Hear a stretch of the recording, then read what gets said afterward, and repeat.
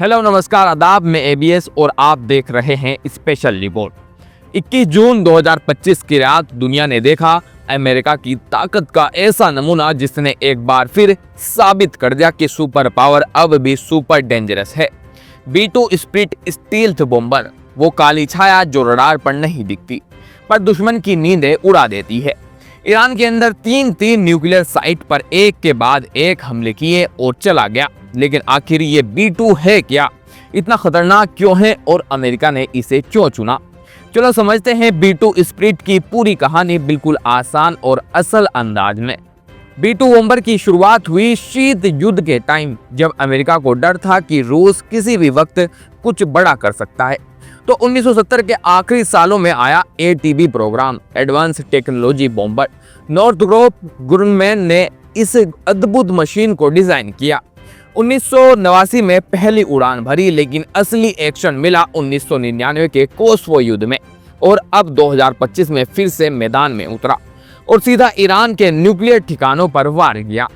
B2 कोई आम plane नहीं है, ये टेक्नोलॉजी का कमाल है और दुश्मनी के लिए विनाश का पैकेज है। स्टील्थ डिजाइन मतलब रडार पर दिखे ही ना, इसकी बॉडी ऐसी बनाई गई है कि ये रडार वेव्स को ही सोख लेता है। फ्लाइंग विंग डिजाइन, कोई टेल नहीं, कोई बॉडी नहीं, बस एक उड़ता हुआ काला पंख। हॉलीवुड की साईफाई फिल्मों जैसा लग रहा है ना, मगर ये रियल है। सुपर साइलेंट इंजन, ना कोई आवाज, ना हीट, ना धुआं, मतलब रात के अंधेरे में आएगा, मारेगा और चला जाएगा। 18 टन हथियारों की कैपेसिटी, चाहे वो परमाणु बम B61 और B83 या GPS गाइडेड JDAM, यहाँ तक कि GBU-57 बंकर बस्टर जो जमीन के नीचे छुपे दुश्मनों को भी मार गिराए, ऐसा ये चलता फिरता बवाल है।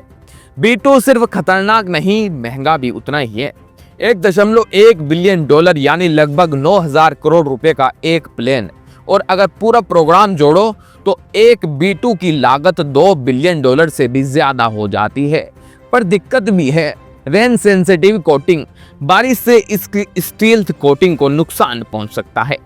हैवी मेंटेनेंस, हर उड़ान के बाद घंटों तक देखभाल करनी पड़ती है। पॉलिटिकल कंट्रोवर्सी, अमेरिकी संसद में सालों बहस हुई थी कि इस पर इतना पैसा क्यों खर्च किया जा रहा है। अब सवाल यह है, क्या B2 का जमाना खत्म हो रहा है? जवाब है बहुत धीरे धीरे, क्योंकि अब 5th जनरेशन और 6th जनरेशन फाइटर जेट्स पर फोकस ज्यादा है, सभी देशों का, चीन का, रशिया का और अमेरिका का।